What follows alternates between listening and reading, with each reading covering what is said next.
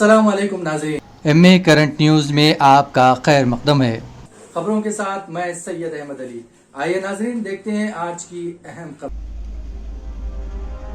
हैदराबाद के इलाके जयागुड़ा गांव वर्कशॉप के पास जुमेरात की रात उस वक्त हल्की कशीदगी फैल गई जब कोर्ट के रिलीज आर्डर रखने के बावजूद बड़े जानवरों को छोड़ने पर शरपसंदों ने इतराज़ किया। तफसीलात के मुताबिक 2 दिन कबल जिले कामारेड्डी के सदाशिव नगर से बहादुरपुरा इलाके को 28 बड़े जानवर मुंतकिल किए जा रहे थे। मीटर चप्पल चेक पोस्ट के पास गौरक्षकों ने इस गाड़ी को रोक दिया और ये कहते हुए जानवरों को गाड़ी से उतार कर गौशाला में रख दिया ये तमाम गाय हैं, जबकि इसमें बैल थे। गौरक्षकों के एतराज पर जानवरों के मालिकी ने कोर्ट से रिलीज आर्डर हासिल किया और बड़े जानवर लेने के लिए गौशाला पहुंचे तो वहां गौरक्षकों ने दानिस्ता तौर पर इस पर भी एतराज करते हुए पुरअमन माहौल को मकदर करने की कोशिश की। बादअज़ा पुलिस ने वहां पहुंचकर सूरत हाल पर काबू पा लिया। ईद उल अज़हा से कबल गौरक्षकों की जानिब से जबरदस्ती मवेशियों को रोके जाने पर हालात खराब होने का खदशा है।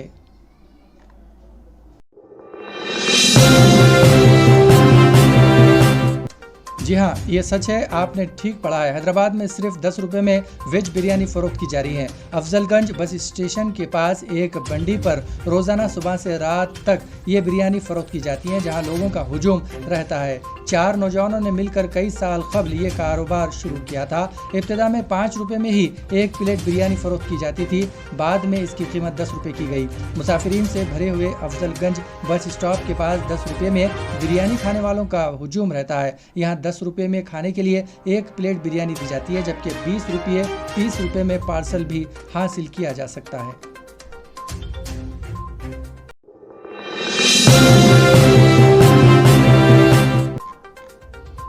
तेलंगाना इंटरमीडिएट बोर्ड ने एक अहम फैसला लिया है। रवां तालीमी साल से मुकम्मल निसाब पढ़ाने का ऐलान किया है। इंटर बोर्ड ने गुज़िश्ता 2 सालों से कोरोना की वजह से 30% निसाब खत्म कर दिया है। फाइनल इम्तिहानात भी 70% निसाब पर मुनक़िद किए गए थे।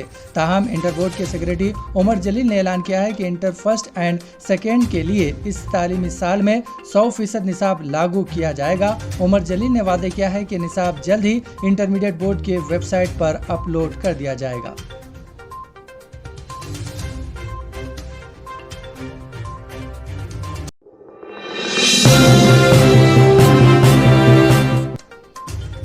वाईएसआर कांग्रेस के सदर और आंध्र प्रदेश के चीफ मिनिस्टर जगन मोहन रेड्डी ने सज्जमोरिया हिंद के लिए एनडीए उम्मीदवार पद्मा मुर्मू की हिमायत करने का ऐलान किया है।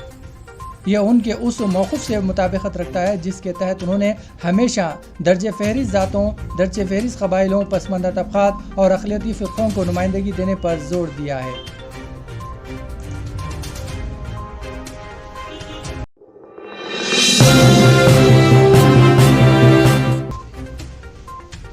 सुप्रीम कोर्ट ने कांग्रेस के साबिक़ रुकन पार्लियामेंट एहसान जाफरी की अहलिया ज़किया जाफरी की तरफ से दायर दरख्वास्त को खारिज कर दिया, जिसमें 2002 के गुजरात फसादात के सिलसिले में ख़ुसूसी तफ्तीशी टीम SIT की तरफ से वज़ीर-ए-आज़म नरेंद्र मोदी को दी गई क्लीन चिट को चैलेंज किया गया था। यह फैसला आज जुमे को सुप्रीम कोर्ट की 3 रुकनी बेंच जो जस्टिस AM खानकर, दिनेश महेश्वरी और CT रवि कुमार पर मुश्तमिल थी ने सुनाया। सुप्रीम कोर्ट ने 8 दिसंबर 2021 को अपना फैसला महफूज कर लिया था और आज इसका फैसला सुनाया। वाज़ेह है कि गुजरात में 2001 के मुस्लिम कुश फसादात के दौरान कांग्रेस के साबिक़ रुकन पार्लियामेंट एहसान जाफरी गुलबर्ग सोसाइटी कत्ल आम में मारे गए थे। गुजरात फसादात के बाद ज़किया जाफरी ने 2006 में गुजरात के उस वक्त के पुलिस डायरेक्टर जनरल के सामने शिकायत दर्ज कराई थी, जिसमें ताज़ीरात हिंद IPC के मुख्तलिफ दफ़ात के तहत फर्स्ट इंफॉर्मेशन रिपोर्ट FIR के मुताबिक इंदराज का मुतालबा किया गया था। यह शिकायत मुख्तलिफ ब्यूरोक्रेट्स और सियासतदानों के खिलाफ की गई थी, जिनमें मोदी भी शामिल थे, जो उस वक्त गुजरात के चीफ मिनिस्टर थे।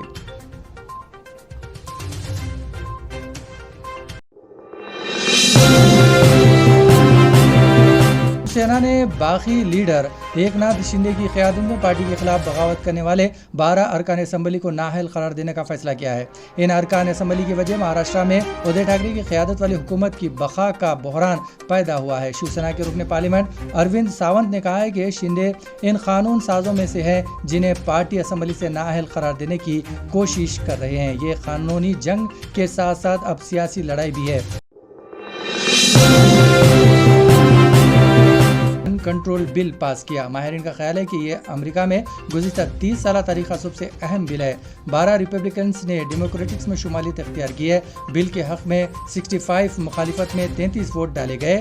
ریاست ہائے متحدہ امریکہ میں حالیہ دنوں بڑے پیمانے پر فائرنگ کے واقعات پیش آئے ہیں، جس میں نیو یارک کے ایک سپر مارکیٹ اور ٹیکساس کے ایک پرائمری اسکول میں فائرنگ کے نتیجے میں کم از کم 41 افراد ہلاک ہو گئے تھے۔ اس پس منظر میں امریکہ میں گن کلچر کے خلاف زبردست رد عمل سامنے آیا۔ اسی کے حصے کے طور پر سینیٹ میں گن کنٹرول بل پر بحث ہوئی۔ سینیٹ میں منظور ہونے والے بل کو ایوان نمائندگان میں پیش کیا جائے گا۔ اس کے بعد یہ صدر بائیڈن کے دستخط سے قانون بل بن جائے گا۔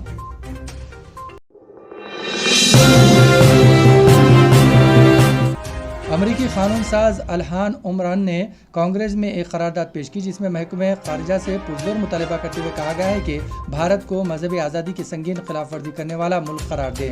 الہان عمر نے امریکی ایوان نمائندگان میں ایک قرارداد پیش کرتے ہوئے بھارت میں انسانی حقوق کی پامالیوں، مسلمان، عیسائیوں و دیگر اقلیتوں کو، دلت و عادی آواسیوں کو نشانہ بنانے پر شدید تنقید کی، جبکہ الہان عمر کی بھارت مخالف قرارداد کی ڈیموکریٹک نمائندے راشد الطیب، جم میک گورن اور جوائن ویگرز نے حمایت کی ہے۔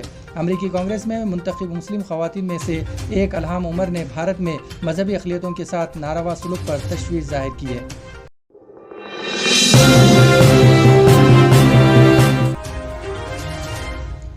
اب جبکہ ہندوستان بھر میں مساجد کو نشانہ بنا کر انہیں مندروں کے مقام پر تعمیر کرنے کا دعویٰ کرتے ہوئے تنازعے کو شدت دی جا رہی ہے، اس ماحول میں تلنگانہ ریاست میں مساجد کی کھدوائی پر TRS اور BJP کے درمیان سیاسی کشمکش جاری ہے۔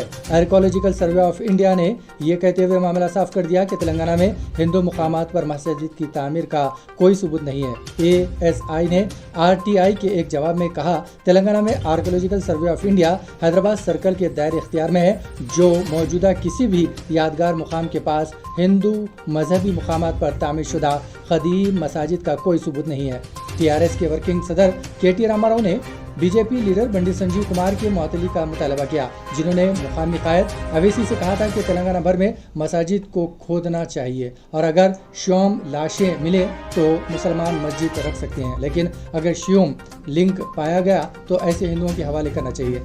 RTI عرضی داخل کرنے والے کارکن رابن زکیس نے کہا ہے کہ مندروں اور مساجد کے بارے میں بڑھتے ہوئے تنازعات کشیدگی کا باعث بن رہی ہے، حالانکہ یہ ایک معروف حقیقت ہے کہ اگلے اسمبلی انتخابات سے قبل حیدرآباد میں امن کو خراب کرنے کے لیے سیاسی طور پر چلنے والے ایجنڈے ہیں۔